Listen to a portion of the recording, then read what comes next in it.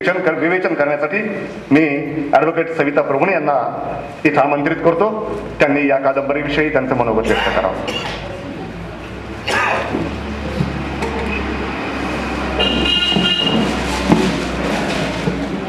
व्यासपीठावर आणि सभागृहात उपस्थित असलेले सर्वच मान्यवर आणि वाचक मित्रांनो, सर्वप्रथम मी श्री प्रभाकर करंदीकर यांचं अभिनंदन करते की त्यांच्या दुसऱ्या कादंबरीचं प्रकाशन इथे होत आहे आणि त्यांचे आभारही मानते की त्यांनी मला या कादंबरीविषयी बोलायला सांगितलं. हा त्यांचा खूप मोठेपणा आहे आणि माझ्यासाठी हा बहुमान आहे.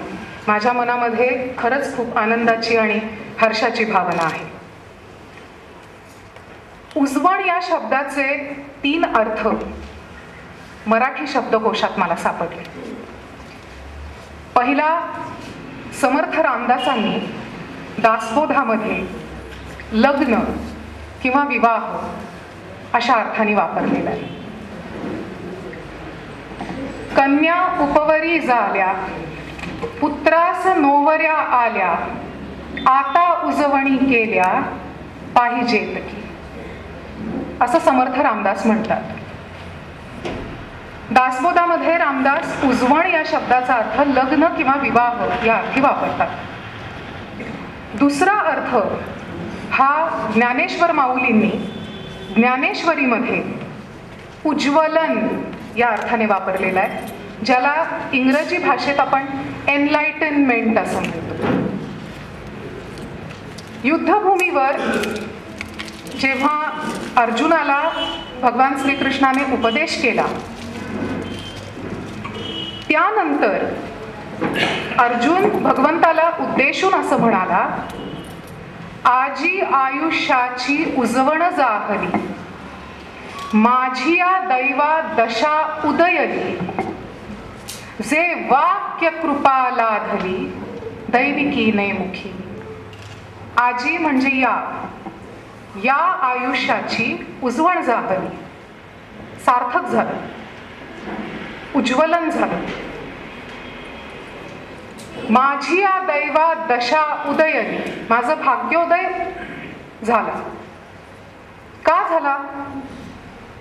तर जे वाक्य कृपा लाधली दैविकीने मुखी, भगवंताने जी वाक्य उच्चारली त्यामुळे माझ्या आयुष्यामध्ये प्रकाशरूपी सूर्याचा उदय झाला आणि मला माझं यथार्थ स्वरूप कळलं. या अर्थाने ज्ञानेश्वर माऊलींनी उजवण हा शब्द ज्ञानेश्वरीमध्ये वापरला. आणि तिसरा, संत एकनाथ महाराजांनी एकनाथी भागवतामध्ये समाप्ती या अर्थाने वापरलेला आहे. हे तीनही शब्द, हे तीनही अर्थ श्री प्रभाकर करंदीकर यांची उजवण ही कादंबरी लीलया पेलते. 174 पानांची ही कादंबरी वाचकांचं मन निश्चितच खिळवून ठेवेल. ही कथा संध्या नावाच्या एका दलित तरुणीची आहे.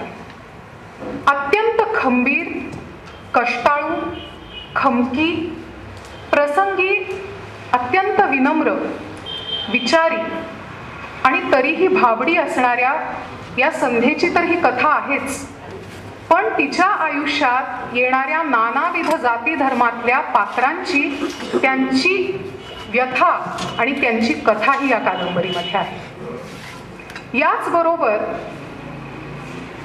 4 तत्वज्ञानाच्या गोष्टी तुमच्या माझ्यासारख्या वाचकांना सांगणारी आणि मानसशास्त्रीय दृष्ट्या एखाद्या व्यक्तीच्या स्वभावातले गुणदोषांचं दर्शन करणारी ही कादंबरी आहे.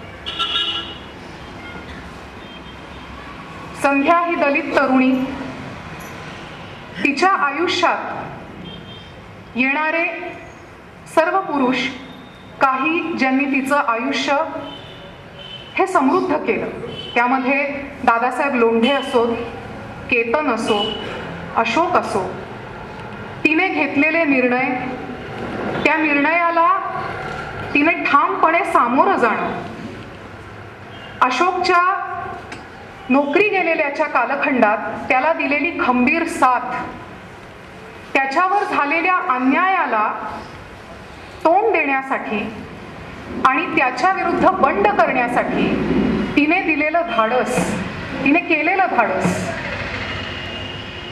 किंवा तिची दलित चळवळ, तिची दलित युनियन, तिच्या फ्लॅट संदर्भात बिल्डरने केलेला फ्रॉड आणि त्याचा कोणत्याही पुरुषापेक्षा जास्त तिने केलेला पाठपुरावा, याचबरोबर जेव्हा ती एका स्तरावर तिच्या नवऱ्याच्या मित्राच्याकडे पार्टीला जाते तेव्हा वाईफ स्वॅपिंग बद्दल त्यांनी केलेली विधानं आणि त्याबद्दल तिने व्यक्त केलेली खंबीर नाराजी. पण एका स्तरावर एखाद्याकडनं आयुष्यात जर निरतिशय प्रेम मिळालं आणि निरतिशय प्रेम वाटलं तर ते उत्कटतेने मांडण्यासाठी शरीराचा माध्यम म्हणून केलेला वापर, या सर्व टप्प्यांवर संध्या अतिशय सच्ची आणि खरी वागते. आणि तरीही कादंबरीत ती असं म्हणते की आपण या समाजातच राहतो आणि त्या समाजाने आपल्याला समाविष्ट करून घ्यावं म्हणून आपण जीवाचा आटापिटा करतो.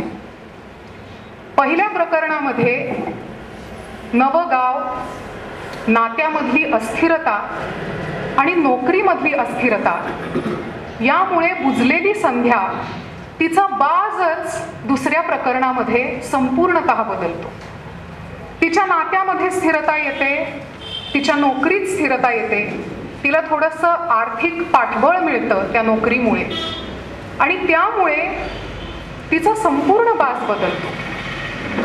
ते शब्द वाचताना ती काय घालत असेल पहिल्या प्रकरणात जेव्हा तिच्या आयुष्यात अस्थिरता आहे, ती काय नेसत असेल, घालत असेल, कशी वागत असेल, काय विचार करत असेल आणि तिचं मन किती कोलाहलातून जात असेल, तिच्या मनावर किती दडपण असेल, ह्या सगळ्या प्रतिमा माझ्या डोळ्यासमोरून गेल्या.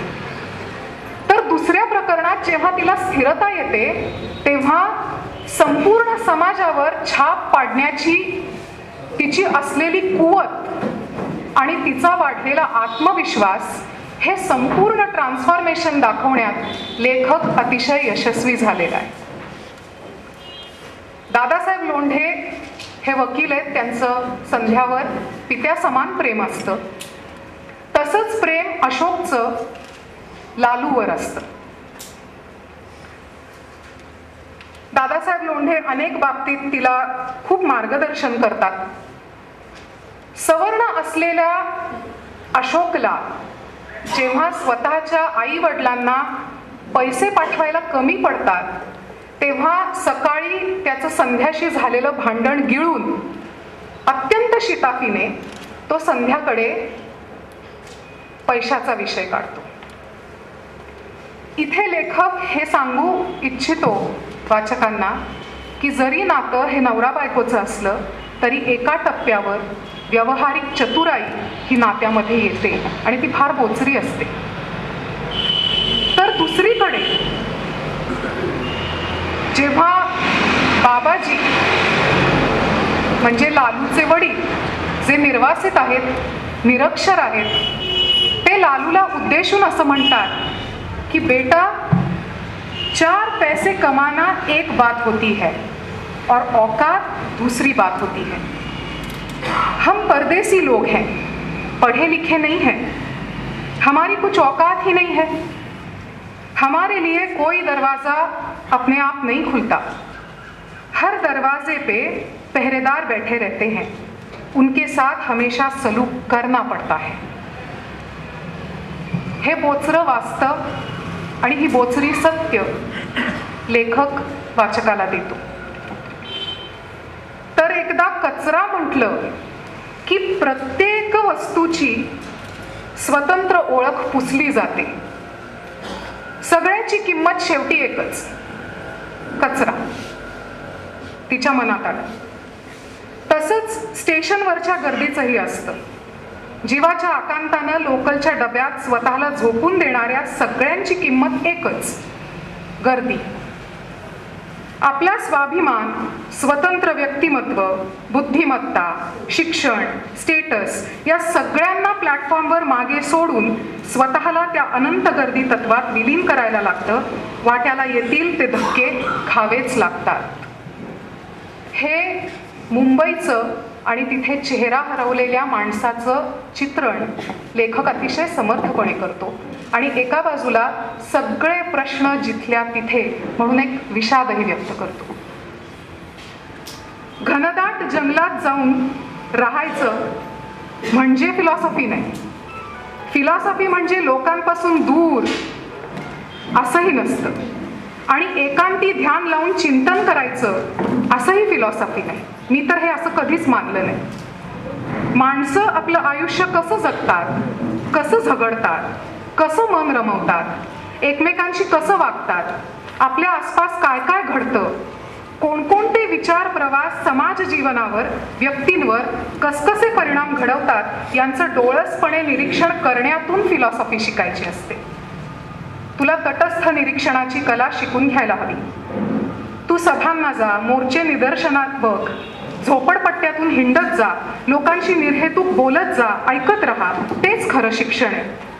हा सल्ला जेव्हा चिपळूणकरबाई अशोकला देतात तेव्हा प्रत्येक थिअरी ही आयुष्यातूनच आलेली असते आणि आयुष्य आणि थिअरीचा अनन्यसाधारण संबंध आहे हे वाचकाला लेखक सांगतो. चाणाक्ष वाचकाला हेही कळतं की हे सगळं लेखकानं केलेलं आहे. कादंबरीचा शेवट फॅन्टसीनी होतो. त्याचं अवलोकन आणि त्याचं निर्वचन प्रत्येक वाचक वेगवेगळा करेल, पण मला तरी त्याचं उत्तर लेखकाच्या मनोगतात सापडलं. मी जेव्हा शेवट वाचला तेव्हा मला असं वाटलं की लेखक वाचकाला असं विचारतोय की आयुष्य आपण का जगतो, तर पुढं काय वाढवून ठेवलंय हे आपल्याला माहीत नसतं, सगळं अज्ञात आहे. पण रे वाचका, जर आयुष्य जगण्याच्या या वाटेवर तुला अशी एका टप्प्यावर संधी मिळाली की शेवटपर्यंत काय घडणार आहे हे तुला कळलं, किंवा शेवटच्या टप्प्यावर जाऊन तुला तुझ्या आयुष्याचं सिंहावलोकन करता आलं, त्याचं यशापयश तुला समजलं, त्याच्यातले खाच खळगे यांचं अवलोकन करता आलं, तर रे वाचका, तू ही वाट परत त्या टप्प्यावर जाऊन जगशील का रे? असं प्रत्येक वाचकाला लेखक विचारतोय असं मला वाटलं. कोणतीही बाब, कोणताही अनुभव जेव्हा आपण शब्दबद्ध करतो तेव्हा त्याला आपण एक आयाम देत असतो.